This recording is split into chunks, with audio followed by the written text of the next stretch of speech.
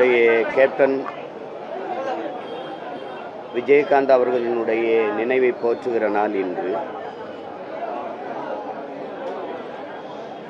எந்த பின்புலமும் இல்லாது திரையுலகிற்கு வந்து நீண்ட நாட்கள் போராடி தன்னைத்தானே செதுக்கி வளர்த்து கொண்டு எல்லா மக்களாலும் நேசிக்கப்படக்கூடிய ஒரு புரட்சி கலைஞராக உயர்ந்து அன்பாக எல்லோராலும் கேப்டன் என்று அழைக்கப்படுகிற ஒரு மதிப்புமிக்க மனிதராக உயர்ந்து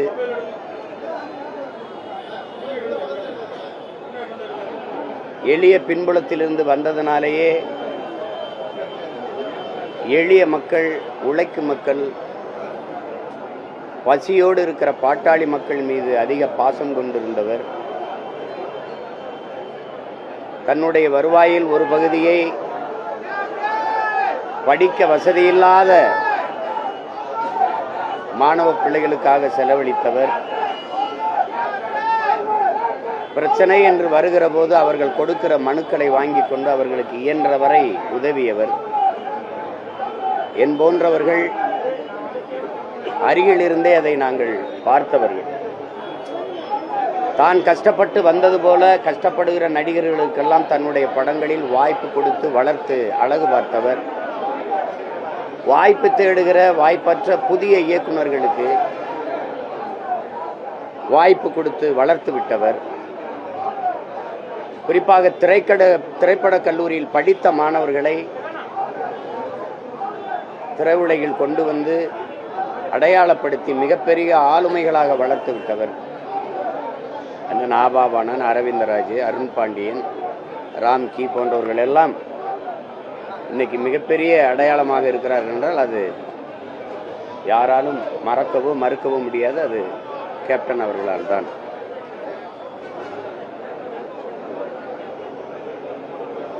அவரால் வாழ்ந்தவர்கள்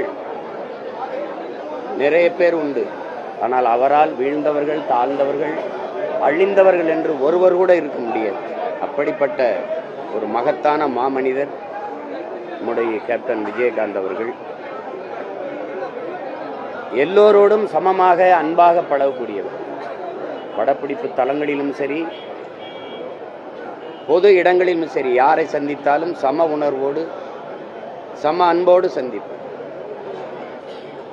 படப்பிடிப்பு தளங்களில் இவர் தண்ணி கொடுக்கிறவர் தானே, இவர் உணவு கொடுக்கிறவர் தானே, இவர் சாதாரண தொழிலாளி தானே என்ற பாகுபாடு இல்லாது எல்லோருக்கும் சமமான மதிப்பும் அன்பும் காட்டக்கூடிய ஒரு மகத்தான மனிதர் நம்முடைய கேப்டன் விஜயகாந்த் அவர்கள்.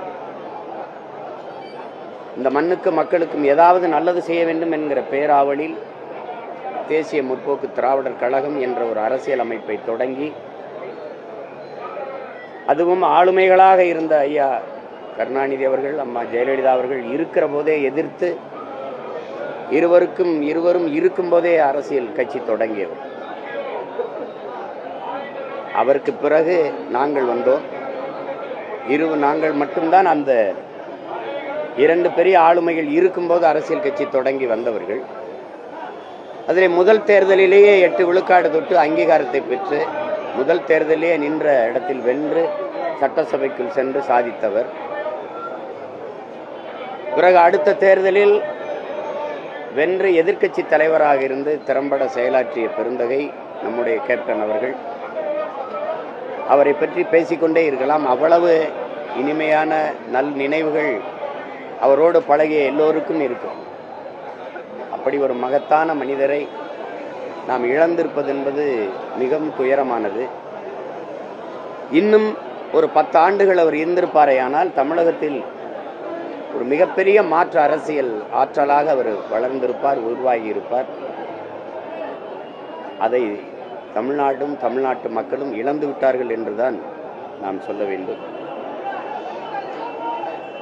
அவர் உடலால் நம்மோடு இல்லையே ஒழிய உணர்வால் நம்மோடு என்றென்றும் அவர் இந்த மண்ணுக்கு மக்களுக்கும் செய்த நற்செயல்களால் வாழ்ந்து கொண்டிருப்பார் என்பதில் துளி மாற்றமும் இல்லை. அப்படிப்பட்ட மகத்தான மனிதர் நம்முடைய கேப்டன் அவர்களுக்கு என்னுடைய புகழ் வணக்கத்தை செலுத்துகிறேன். அவரை இழந்து நிற்கிற அவருடைய குடும்பத்தார், அவர் மீது பேரன்பு கொண்டு நேசித்து நிற்கிற அவருடைய கட்சி தோழர்கள் அனைவருக்கும் என்னுடைய ஆறுதல். அவர்களுக்கெல்லாம் என்னுடைய அன்பை பகிர்ந்து கொள்கிறேன். நன்றி, வணக்கம்.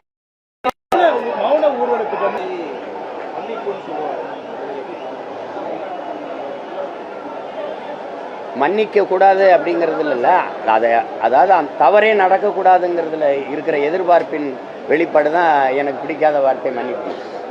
தவறே செய்யக்கூடாதுன்னு அவர் எதிர்பார்த்ததினுடைய எதிர்வார்த்தை தான் எனக்கு பிடிக்காத வார்த்தை மன்னிப்பு. ஏன்னா மன்னிக்கிறவன் தான் மகத்தான மனிதன் இருக்குது. அதை தாண்டி அவர் சொல்றாருன்னா தவறு செய்யக்கூடாது அப்படிங்கிற அந்த எதிர்பார்ப்பிலிருந்து சொல்லியிருக்காரு. இல்லை, அது அவர் என்ன சாப்பிட்றாரோ அந்த சாப்பாடு படப்பிடிப்பு தளத்தில் எல்லாருக்கும் போயிருக்கான்னு பார்ப்பார்.